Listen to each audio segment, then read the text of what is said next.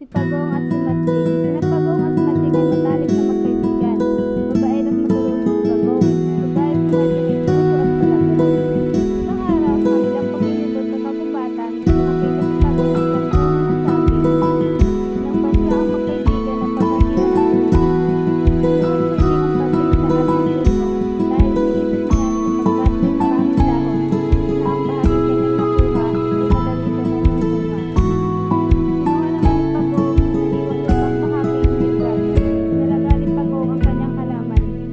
Araw-araw, diniligan niya ito at nilagyan ng pataba ang lupa. Ganun din ang ginagawa ng Matching. Subalit makalipas ang isang linggo, nalantaan sa gitna ng saging ni Matching.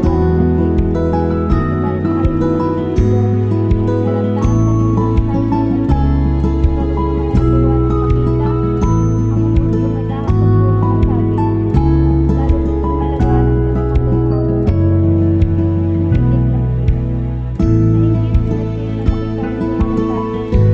Lalo nitong inalagaan ang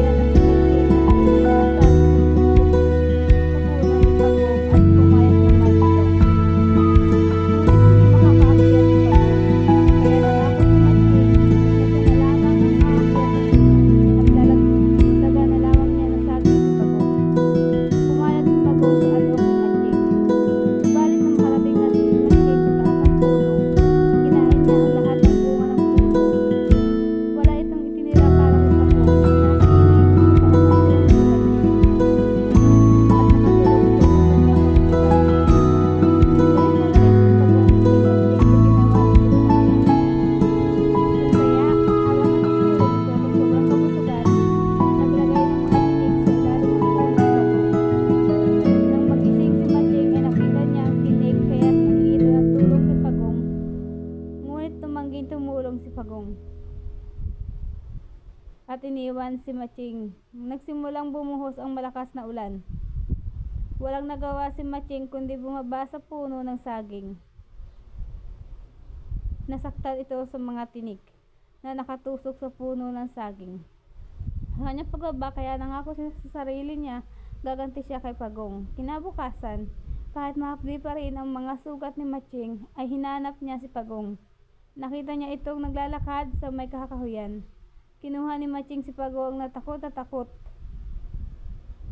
Nagtanong si Pagong kung anong gagawin nito sa kanya at sinabi ni Matching na tatadtarin siya nito ng pinong-pino. Nag-isip ng paraan si Pagong para maisahan ang tusong Matching, kaya ang sambit nito ay Matching na kapag tinadtad siya nito ay dadami siya at sugurin siya nito. At nag-isip ng malalim si Matching at naisip nito na sunugin na lamang si Pagong. Ngunit nangatwiran na naman si Pagong na hindi naman tinatablan ng apoy ang kanyang makapal at matibay na bahay. Kaya muling nag-isip si Matching hanggang sa maisipan niyang pumunta sa dalampasigan at doon na lamang itapon si Pagong. Lihim na natuwa si Pagong. Nagpanggap itong takot sa dalampasigan. Tuwang-tuwa si Matching sa pag-aakalang magagantihan na niya si Pagong. Todo lakas niya itong itinapon sa dalampasigan.